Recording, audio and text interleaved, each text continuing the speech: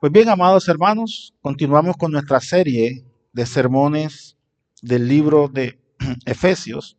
Y quiero invitarles entonces a que abran sus Biblias en el libro de Efesios y vamos a estar leyendo del capítulo 2 al versículo 17 al 22. Efesios 2, del 17 al 22.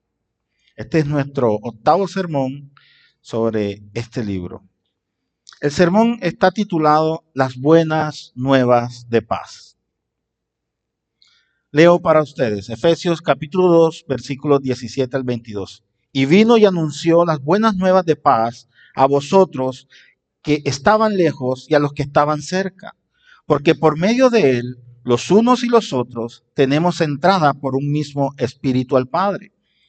Así que ya no sois extranjeros ni advenedizos, sino conciudadanos de los santos y miembros de la familia de Dios, edificados sobre el fundamento de los apóstoles y profetas, siendo la principal piedra del ángulo Jesucristo mismo, en quien todo el edificio bien coordinado va creciendo para ser un templo santo en el Señor, en quien vosotros también sois juntamente edificados para morada de Dios en el Espíritu.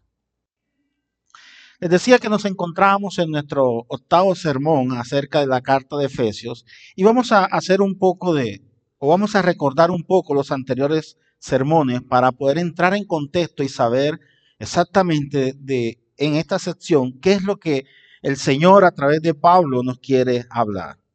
En la primera parte del capítulo 2 de Efesios, nosotros habíamos visto cómo todos nosotros estábamos viviendo o vivíamos según la corriente del mundo, conforme a la voluntad del diablo, haciendo la voluntad que era contraria a nuestra vida o a la vida del creyente, es decir, vivíamos haciendo la voluntad de la carne. Y debido a esto, estábamos entonces muertos en delitos y pecados.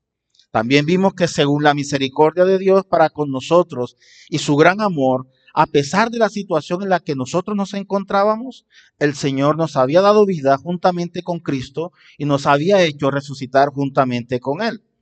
Y al final de esos versículos y a modo de resumen, nos dice que nosotros somos salvos. ¿Por qué? Por la gracia que es por medio de la fe y que no podemos hacer nada, absolutamente nada por nosotros mismos, sino que todo es un don de Dios y que proviene de Él. También veíamos que éramos enemigos de Dios y que fuimos reconciliados con Dios por medio de Cristo, a modo de recordación. Ahora bien, pero el énfasis en los versículos anteriores recae única y exclusivamente en la persona o en la gloriosa persona de Cristo. Y esto es para tener en mente. Recordemos que todo gira alrededor de ¿quién? De Cristo. La obra es de Cristo, la gloria es de Cristo y somos resucitados juntamente con Él por Él. Todo es de Cristo. No hay nada, absolutamente nada, que nos pertenezca a nosotros. Ahora bien, también leíamos que Él no solo nos hizo paz por medio de la cruz, sino que aquellos que aprendemos a confiar en el Señor, somos colocados ahora juntamente con Él, unidos a Él, y ahora somos hechos nuevas personas y somos incorporados a la familia de Dios. Antes éramos enemigos de Dios, ahora fuimos incorporados a la familia de Dios. Ahora bien, también vimos que el Señor había hecho una distinción originalmente y una diferencia entre gentiles y judíos. ¿Se acuerdan que estábamos hablando en el sermón anterior de los que estaban cerca, que eran los judíos, los que estaban en la promesa, y los que estaban lejos, los gentiles, a los cuales la promesa aún no les había llegado, pero después de Cristo todos fuimos constituidos un mismo pueblo, una misma familia, y todos ahora íbamos a estar unidos en Cristo Jesús. Ahora bien, y también veíamos que los judíos, no solamente por haber sido escogidos del pueblo de Dios, estaban en una posición elevada, sino que el Señor había elevado a ambos, judíos y gentiles, a la misma posición. Crisóstomo, uno de los padres de la iglesia, lo explica de la siguiente manera y permítanme leerle a ustedes. Él no quería decir que nos había elevado a nosotros a la alta dignidad de ellos, pero Él nos ha elevado a ambos a un nivel aún más alto. Os daré una ilustración. Imaginemos que hay dos estatuas, una de plata y la otra de plomo, y que entonces ambas estatuas se funden y se convierten en una sola estatua de oro. Así Él ha hecho de las dos una sola de la misma dignidad. Y es una hermosa ilustración que nos muestra cómo nosotros que éramos gentiles, ahora fuimos fundidos también y ahora nos constituimos un solo pueblo en el mismo nivel que los que estaban en la promesa. Y esto nos hace ahora ser llamados hijos de Dios. Y en la mañana de hoy, en esta sección, veremos cómo el Señor nos va a anunciar o nos anuncia las buenas nuevas de paz. Porque por medio de Él tenemos ahora franca entrada ante nuestro Padre Celestial. Entonces quiero que me acompañen a los versículos 17 y 18.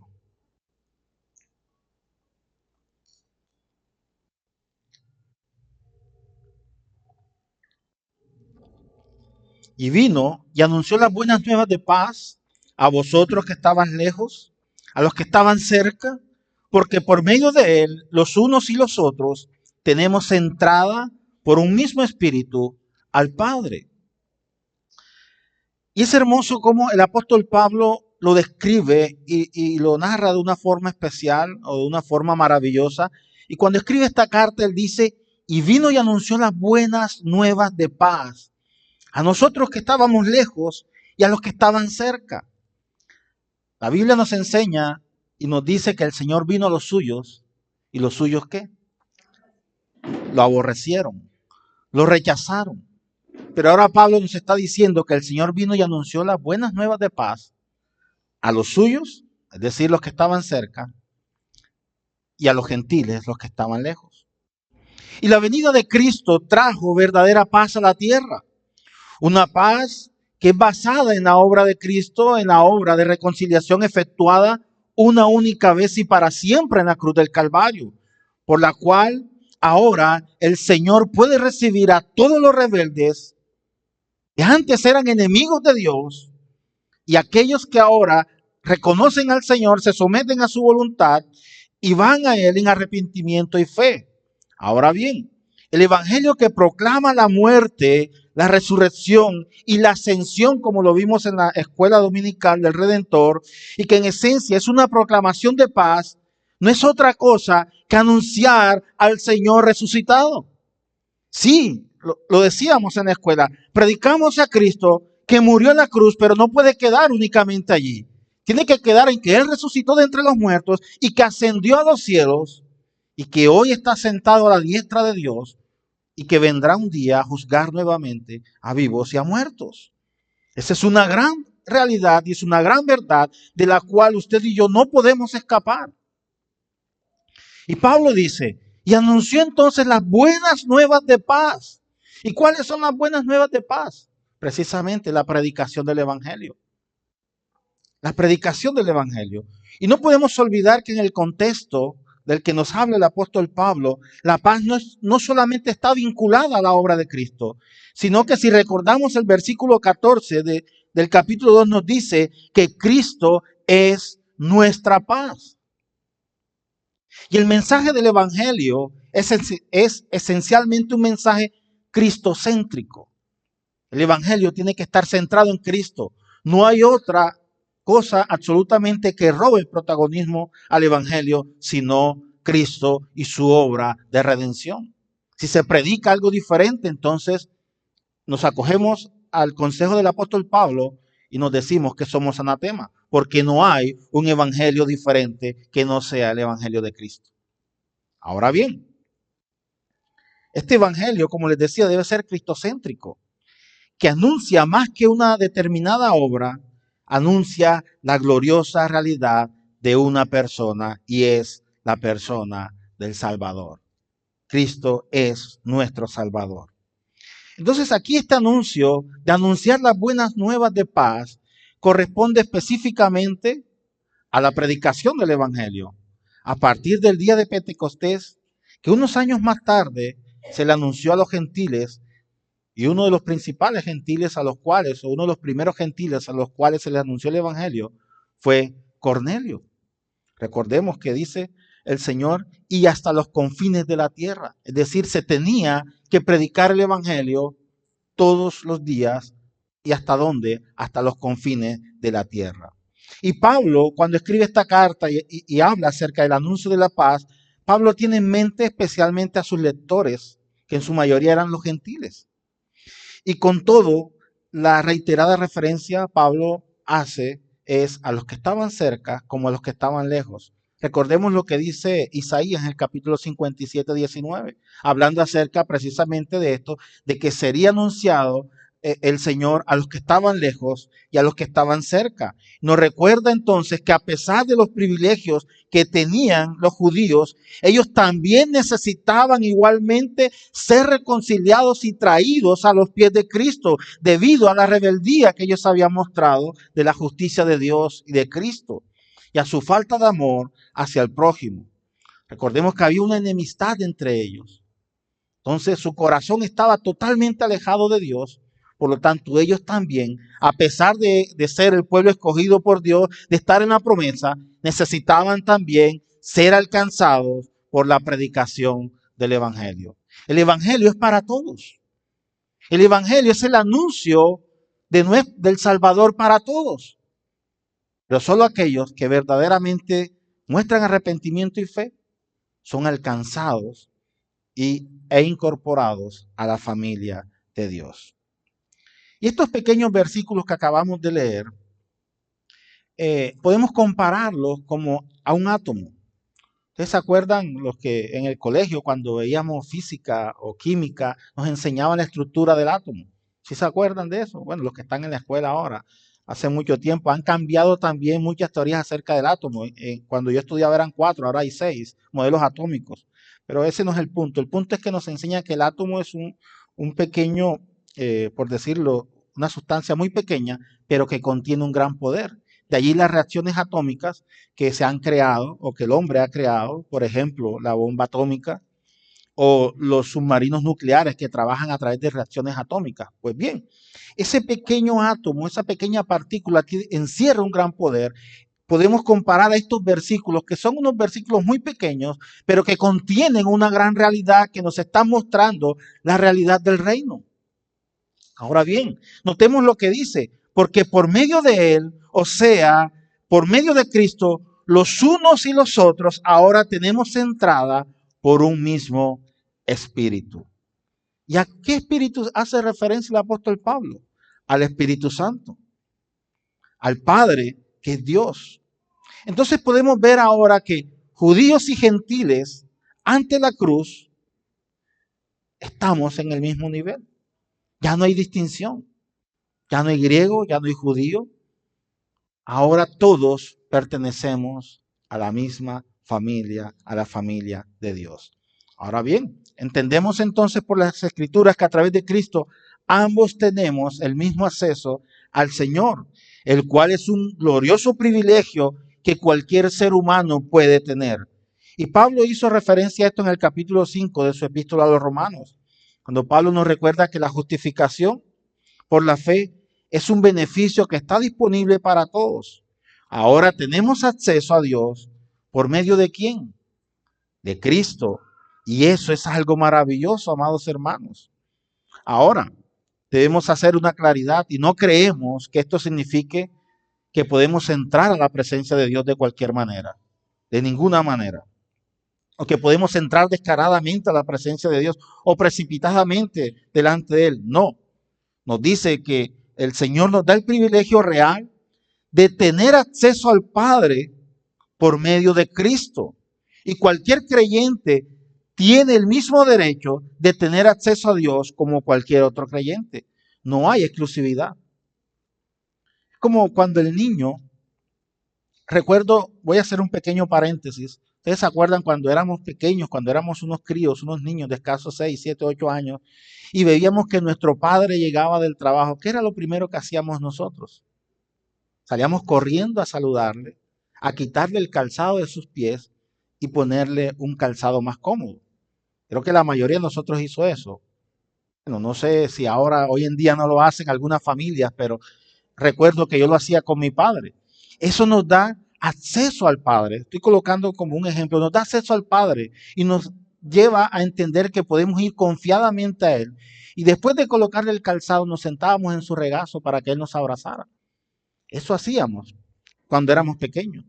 Esa es la misma ilustración que el apóstol Pablo está diciendo. Nos está dando ese privilegio de ahora ir y correr a sus pies, pero no podemos hacerlo de cualquier manera.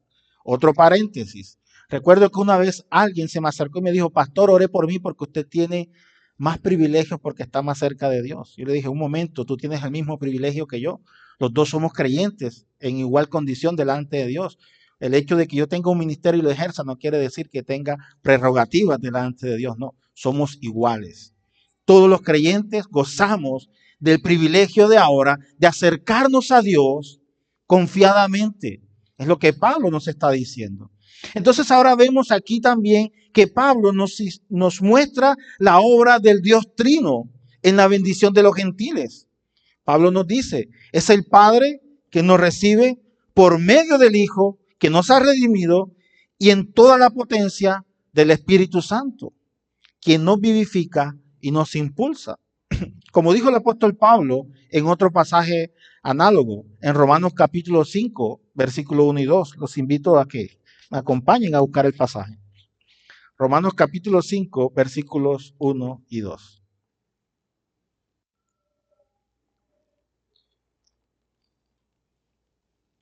Dice las Escrituras de la siguiente manera: justificados pues por la fe, tenemos paz para con Dios por medio de nuestro Señor Jesucristo, por quien también tenemos entrada por la fe a esta gracia en la cual estamos firmes.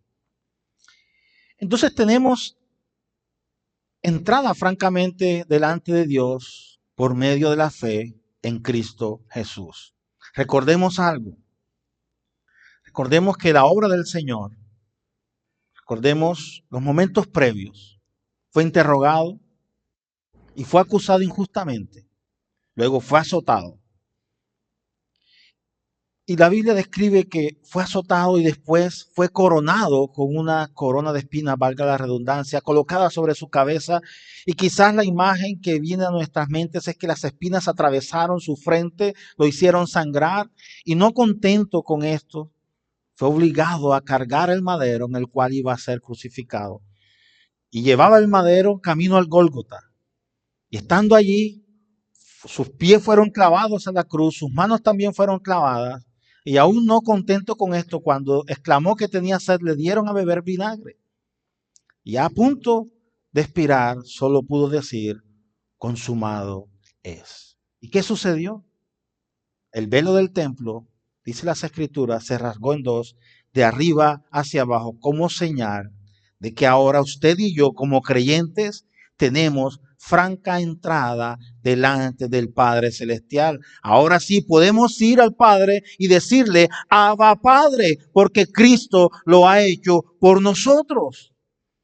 Recordemos el Antiguo Testamento, cuando necesitábamos ser expiados de nuestros pecados, teníamos que ir al sacerdote y el sacerdote tomar un animal y ofrecerle un sacrificio, y esto tenía que repetirse año tras año y tras año. Pero ahora Cristo, siendo el Cordero de Dios, ha dado su vida por el perdón de nuestros pecados, permitiendo ahora que podamos ir a su presencia y decirle, Señor, heme aquí. Y la Biblia dice que ahora abogado tenemos para con el Padre, a Cristo nuestro Señor, quien intercede por cada uno de nosotros. Y si eso no es un privilegio para adorarle, amado hermano, entonces déjeme decirle que usted está como aquel banco en el lugar equivocado.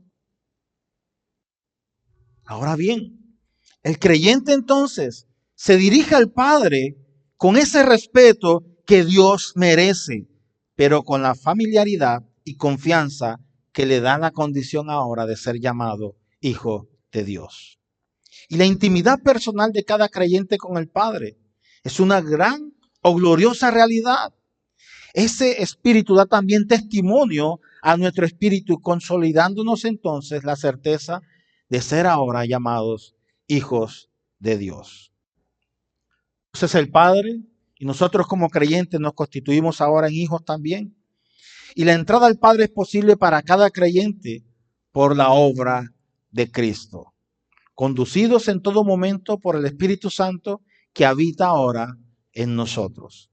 Las bendiciones son evidentes. Una entrada al Padre, esa entrada, ¿quién es? Cristo. Una bendición que es poder llegar a Dios, que antes estaba lejano por nuestra rebeldía, ahora por el Espíritu Santo podemos acercarnos a Dios y recibirle a Él como nuestro Padre celestial. Es lo que el apóstol Pablo en estos 2 versículos nos está enseñando. El Señor vino y anunció las buenas nuevas de paz, su gloriosa paz. Nosotros que estábamos lejos, los que estaban cerca. Y nos dice Pablo que por medio de Él, los unos y los otros, es decir, los gentiles, los no gentiles, judíos, ahora, por el mismo Espíritu, todos tenemos entrada al Padre de la gloria. Pues bien, esto nos lleva a nuestros siguientes versículos 19 y 20. Continúa el apóstol Pablo expresando la idea diciendo lo siguiente. Así que ya no sois extranjeros, ni advenedizos, sino conciudadanos de los santos y miembros de la familia de Dios, edificados sobre el fundamento de los apóstoles y profetas, siendo la principal piedra del ángulo Jesucristo mismo. El apóstol Pablo le recordaba a los creyentes no judíos, es decir, a los gentiles, que aunque ellos eran extranjeros, marginados, apartados, separados, alejados de Dios, la posición presente ahora de ellos había mejorado infinitamente. Ya no eran extranjeros, ya no eran forasteros, sino que ahora eran conciudadanos de los santos. Es decir, pertenecían a una misma ciudadanía, o tenían la misma ciudadanía, la ciudadanía del reino. Y santos aquí no era una referencia, como algunos dicen, a los santos del Antiguo Testamento. No. Está hablando de los creyentes, o los creyentes no judíos eran conciudadanos de los santos del Nuevo Testamento. Es decir, de los otros que habían sido santificados por Cristo o por el Espíritu Santo, que ahora hacían parte de la misma comunidad, que hacían parte de la misma ciudadanía. Ahora bien, ellos ahora comenzaban a pertenecer a una familia, no como siervos, y aquí hay que hacer la diferencia, sino como parientes, miembros de la familia de Dios, porque ahora somos llamados sus hijos, no siervos. Seguimos siendo siervos del Señor, sí, en el sentido en que servimos a Dios y le obedecemos a Él. Pero ahora nos convertimos también en hijos de Dios. Recordemos lo que dijo el apóstol Juan en su primera carta, en el capítulo 2, versículo 12. Os escribo a vosotros, hijitos, porque vuestros pecados os han sido perdonados. ¿Por quién? Por su nombre. Nosotros ahora somos hijos de Dios. Somos constituidos hijos de Dios. Y este constituye ahora una nueva relación entre el creyente y el Señor. Una relación que en el Antiguo Testamento era extraña. Aún David, y tenemos el ejemplo, ahora lo buscamos en 2 Samuel capítulo 7, versículo 8, aún David, siendo un hombre que ocupaba un lugar en el corazón de Dios y que dicen las Escrituras que tenía un corazón conforme al de Dios, aún David fue llamado siervo. David, mi siervo. No fue llamado David, mi hijo. Y podemos decir lo mismo de Moisés y también podemos decir lo mismo de los otros padres de la fe que fueron llamados siervos. Pero la Biblia en el Nuevo Testamento nos da una connotación diferente a los creyentes y ahora nos llama hijos de Dios. Amados, y el ser hechos hijos de Dios, no por nuestros méritos, no por nuestras fuerzas, sino porque es mérito de Dios, es un gran privilegio de ser llamados hijos de Dios porque ahora gozamos del Señor para siempre. Hago una pregunta, ¿quiénes son padres en este lugar? Bueno, y los que van a ser futuros padres también. Yo creo que como padres, nosotros jamás dejaríamos a un hijo abandonado o tirado a su suerte. Siempre velaríamos por él. Aunque nuestros hijos se casen y se vayan de casa y formen su familia, como padres siempre estaremos vigilantes y atentos a servirles. ¿Por qué? Porque son nuestros hijos, ¿cierto? Ahora le pongo un ejemplo acá, pero simplemente es un ejemplo para hacer una comparación. Si usted tiene su hijo y le dan a cuidar a otro niño, un ejemplo simplemente, no estoy discriminando, ¿usted tendría privilegio sobre quién? ¿O usted daría mayor privilegio a quién? A su hijo, lógicamente, por ser su hijo, por ser sangre de su sangre.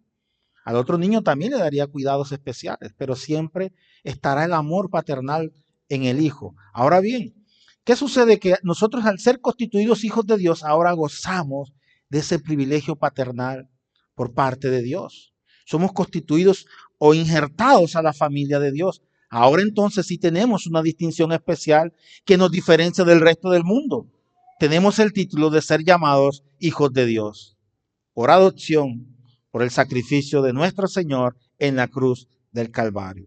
Ahora, también somos ciudadanos del reino, y esta ciudadanía no era en el Israel o la Jerusalén terrenal, sino que está en los cielos. El apóstol Pablo dijo en su epístola a los Filipenses, capítulo 3, versículo 20, pero nuestra ciudadanía está en los cielos, de donde también esperamos al Salvador, al Señor Jesucristo. Así es que ahora, amados hermanos, somos constituidos con ciudadanos y pertenecemos ahora al cielo. ¿Y esto por quién? Por la obra redentora de Cristo Jesús en la cruz del Calvario. Él anunció las buenas nuevas de paz. Y ese anuncio,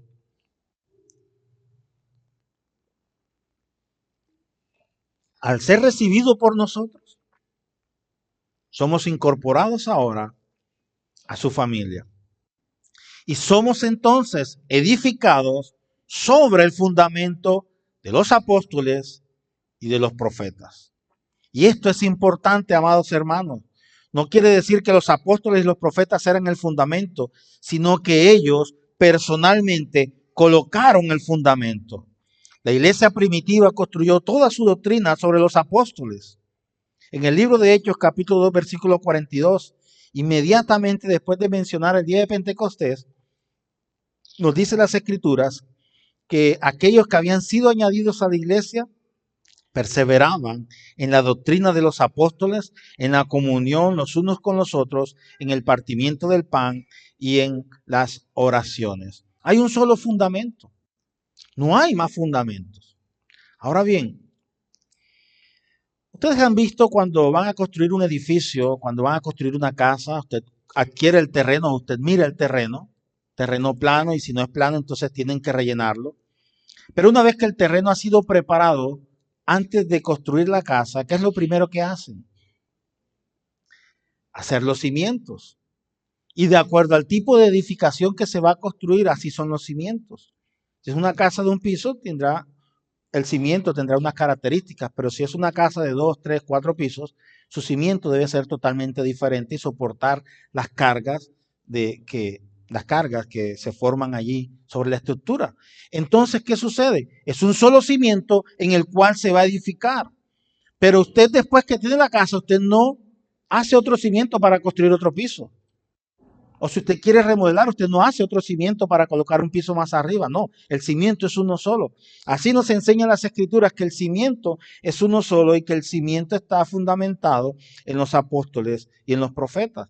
Y fueron los apóstoles quienes en la iglesia primitiva colocaron el cimiento de toda la obra. Ahora bien, se ha escrito mucho acerca de la identidad de los apóstoles que habla este versículo 20.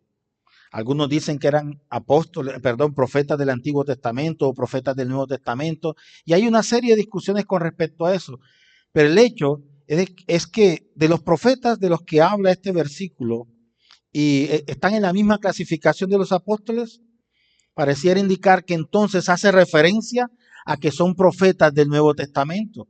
Recordemos el oficio de profeta. El oficio de profeta no es el que viene aquí a profetizar de que las cosas van a salir bien, de que tendrás una casa, un carro, una beca. No. Si miramos realmente lo que significa el oficio de profeta, que lo veremos en sermones más adelante cuando Pablo habla acerca de los ministerios, que habla del ministerio apostólico, profético, pastor, maestro. y evangelista, lo veremos en más detalle, lo que hace referencia es al oficio de profeta, es decir, aquel que anuncia las buenas nuevas, aquel que pregonaba las buenas nuevas del evangelio. Recordemos que el Señor anuncia las buenas nuevas, da el fundamento a los apóstoles y los apóstoles van a cumplir el mandato de ir y predicar el evangelio hasta los confines de la tierra. Y no solamente los apóstoles, sino que otros que fueron levantados también comenzaron a predicar el evangelio de las buenas nuevas de salvación. Y así sucesivamente hasta llegar a los confines de la tierra. Usted y yo fuimos alcanzados por la predicación del evangelio. Porque alguien algún día nos predicó acerca de Cristo y nos vimos allí identificados, reconocimos nuestro pecado, vinimos a sus pies, nos arrepentimos y ahora fuimos incorporados también a la familia de Dios. Ese es el oficio del profeta, anunciar el evangelio. Ahora bien, el Señor Jesucristo mismo, siendo también la principal piedra del ángulo, revela que Cristo es la roca sobre la cual se edificó la iglesia. Y quiero hacer un paréntesis para entender en el contexto de la construcción lo que significan los cimientos y la roca angular. Ya les dije, el cimiento es donde se levanta la estructura, pero hay también ahora nos habla de la piedra angular. Y la piedra angular en construcción, ¿quiénes son ingenieros civiles acá? Ok, voy a entrar un poquitico en ese terreno. Yo soy ingeniero, pero no civil. Pues bien, en el tema de la construcción hay algo que se conoce como la piedra angular. Y es la piedra que se utiliza en dos sentidos. Uno, es la piedra que da todo el ángulo para toda la construcción y es la que se sigue para que la construcción sea edificada sin errores. Y la otra, no sé si ustedes han visto las construcciones donde hay unos arcos. En algunas películas ustedes pueden ver cuando el tren pasa por un valle y hay un puente que está sentado sobre varios arcos. O inclusive creo que aquí podemos ver, ahí hay un semiarco. Ese tipo de construcciones tienen una piedra angular, que es la piedra que está en el centro, en el pináculo. Y es la que soporta todas las cargas del peso que se distribuyen a lo largo del arco y descansan sobre las bases. Y si esa piedra se quita o se escoge mal, toda la estructura se viene abajo. Esa es la figura que el apóstol Pablo está utilizando con referencia a la piedra angular. Está hablando de que Cristo es la piedra angular por la cual toda la construcción debe seguirse. Es decir, toda la doctrina de Cristo, Él es nuestra piedra angular. El apóstol Pablo dijo o lo expresó de una manera muy clara en 1 Corintios capítulo 3 versículo 11. Acompáñenme a este versículo. 1 Corintios capítulo 3 versículo 11.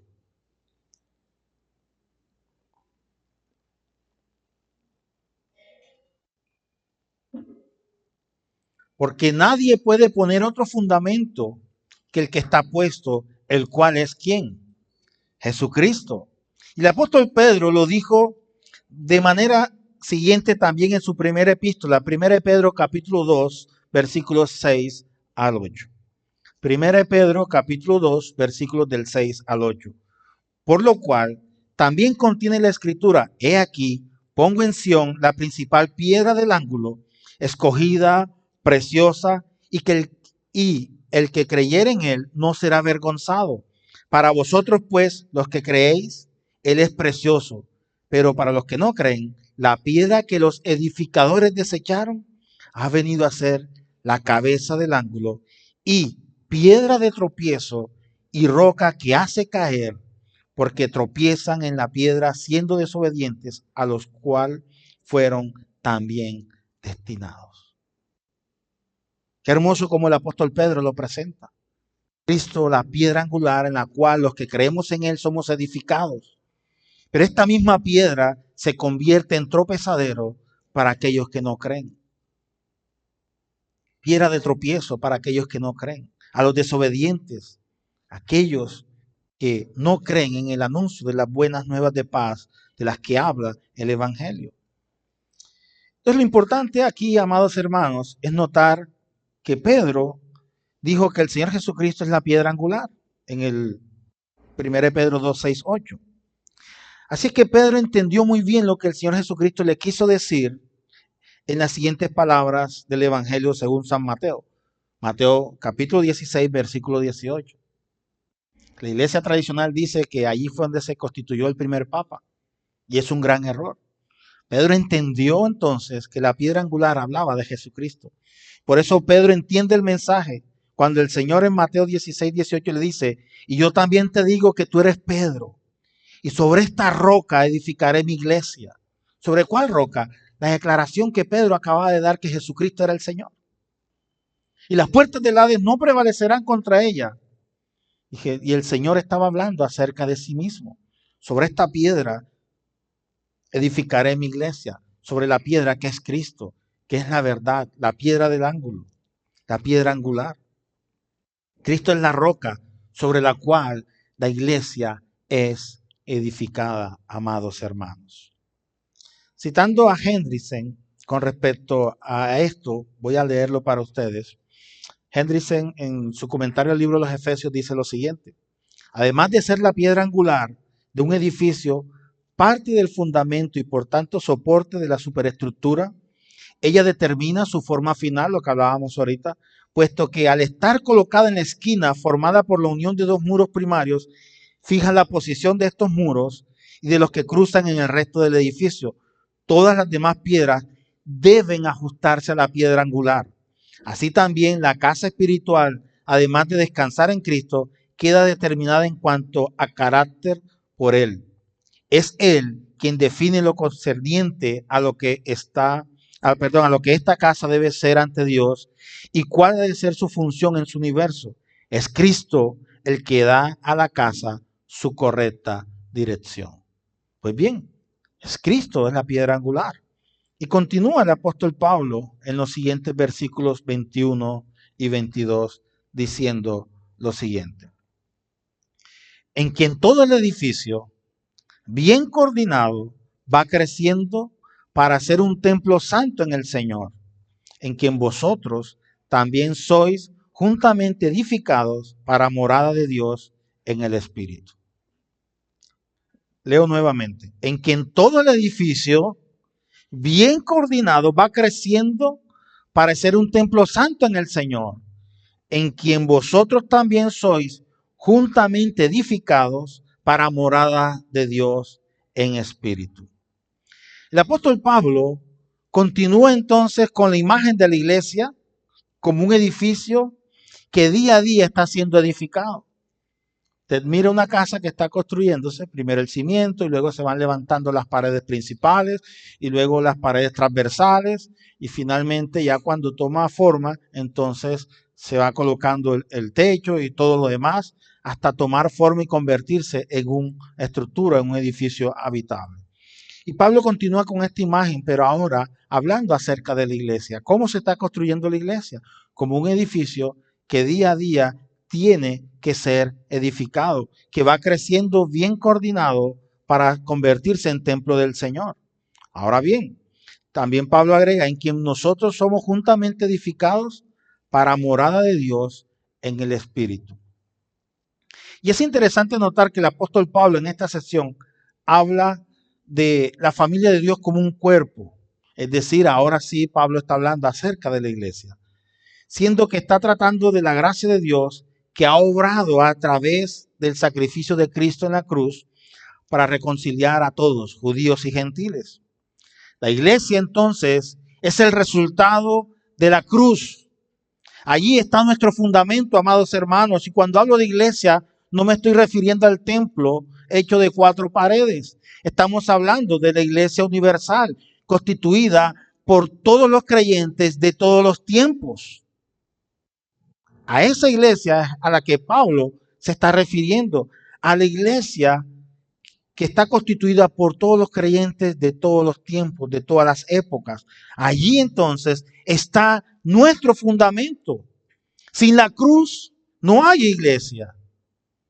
Claro, porque entonces en vano sería nuestra fe si Cristo no hubiera sido sacrificado y hubiera resucitado. Entonces, ¿dónde estaría nuestro fundamento? ¿En qué creeríamos hoy en día si Cristo no hubiera resucitado? ¿Sería un profeta más? No. La cruz nos muestra, fue el lugar donde el Señor murió, pero también nos dice las Escrituras que al tercer día resucitó. ya entre los muertos, y que ascendió a los cielos. Entonces, la iglesia es ese resultado, que fuimos redimidos en la cruz del Calvario. Allí está nuestro fundamento. Sin la cruz no hay iglesia, porque en la cruz está la justicia de Dios satisfecha para que nos acepte como hijos suyos. Allí, en esa cruz, la justicia de Dios fue satisfecha por el único que podía hacerlo, por Cristo nuestro Redentor. Allí fuimos redimidos. Allí fuimos aceptados ahora como hijos suyos. Y ahora podemos unirnos como una asamblea para adorar a Dios. Y sin la cruz seríamos como el resto de las religiones del mundo. Es decir, nada. Nuevamente entonces Pablo utiliza la analogía, amados hermanos, con el templo para referirse a la iglesia viva. Sin embargo, hay un contraste revelado en esta analogía que Pablo utiliza. Podríamos decir que en la época de Jerusalén existían varias edificaciones, estaba el templo y estaban otras construcciones por allí. Sin embargo, que Pablo hace referencia no al templo ni a las construcciones, sino al modelo del templo celestial. Y por eso Pablo quiso decir que cada creyente individualmente era colocado dentro de una estructura total.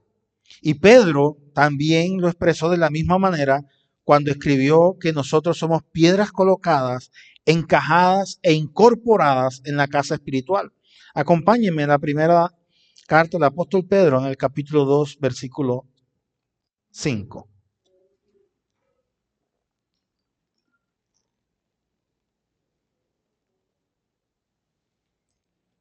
Primera de Pedro, capítulo 2, versículos 5.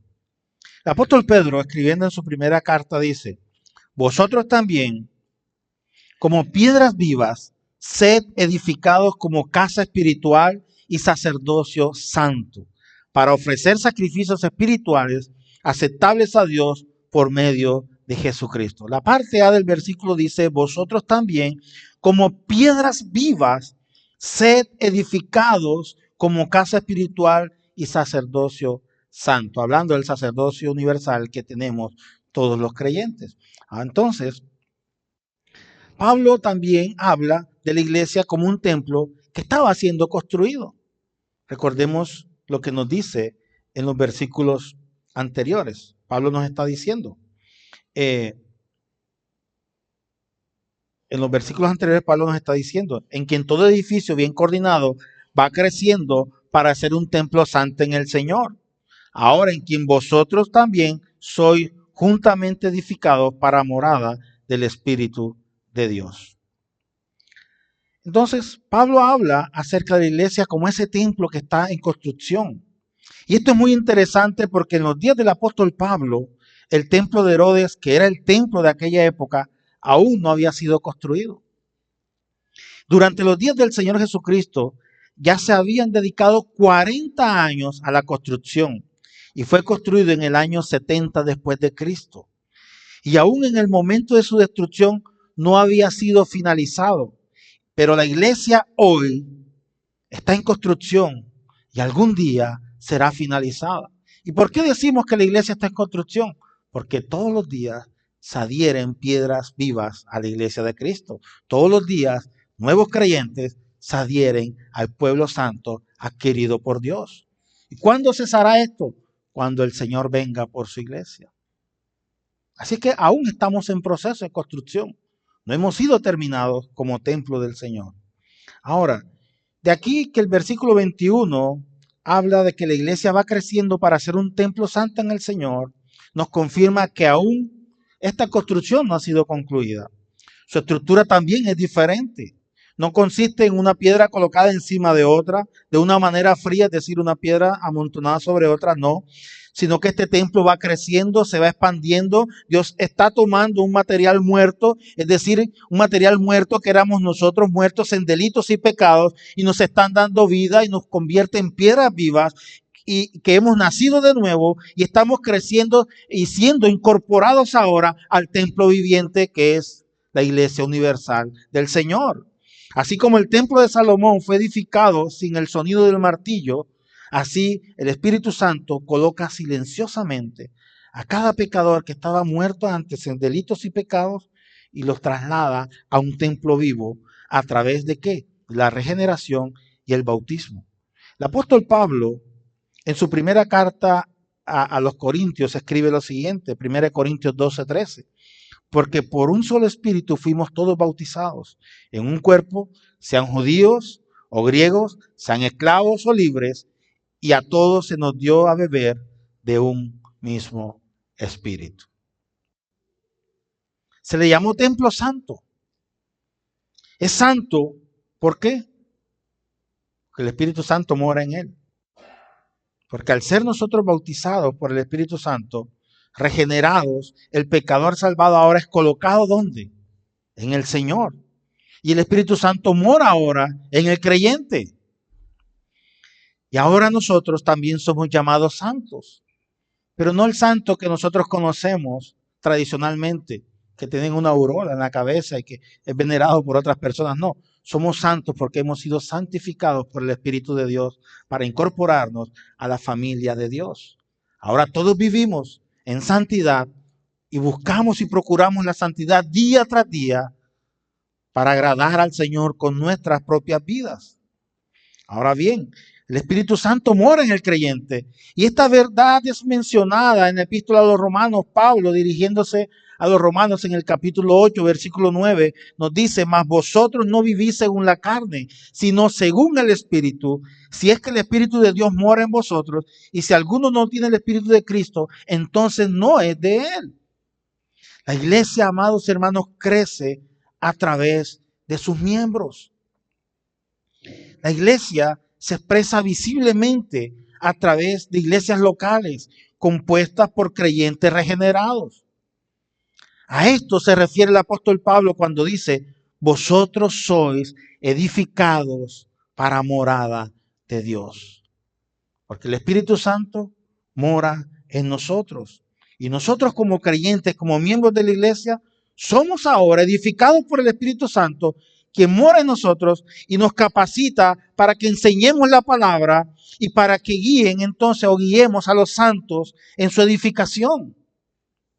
La gracia de Dios es tan abundante que no solo nos eligió, nos compró con la sangre preciosa de Cristo, nos llamó eficazmente por el Espíritu Santo y nos hizo ahora cercanos a la ciudadanía de Israel, sino que también ha provisto un organismo santo, en el cual usted y yo debemos crecer para la gloria de Dios.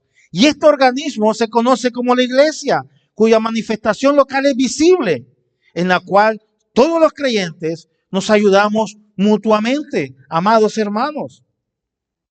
Por eso es importante entender que para continuar edificándonos los unos a los otros, debemos permanecer en el fundamento firme que fue establecido por Cristo a través de los apóstoles y los profetas. Decir, permanecer unidos en Cristo. Por eso, cuando usted y yo dejamos de congregarnos, estamos despreciando los medios que Dios ha provisto para nuestro crecimiento. De allí la importancia y la exhortación que se hace en las Escrituras, que no dejemos de congregarnos como algunos tienen por costumbre. Porque cuando usted deja de congregarse, o cuando usted y yo dejamos de congregarnos, lo que estamos diciendo es que estamos despreciando los medios que Dios ha provisto para el crecimiento de la iglesia. Estamos desperdiciando o no estamos dándole el valor a esos medios que el Señor ha colocado a nuestro servicio. De ahí entonces la importancia, amados hermanos, de no dejarnos de congregarnos. Lo he explicado muchas veces. Habrá ocasiones en que no podemos congregarnos por motivos externos o ajenos a nuestra voluntad. Pero cuando tenemos la posibilidad de congregarnos y decidimos no hacerlo, lo que estamos es haciendo desprecio de los medios que el Señor ha colocado a nuestro servicio. Las grandes riquezas de la gracia de Dios se descubren y se disfrutan en el contexto de la iglesia local. Porque es en la iglesia local donde usted y yo podemos disfrutar de la coinonía y disfrutar de las grandezas, de las riquezas que Dios ha provisto para los suyos. Así que la exhortación en esta mañana, amados hermanos, es no dejar de congregarnos. Y vivamos para Cristo como piedras vivas que hemos sido llamados a hacer.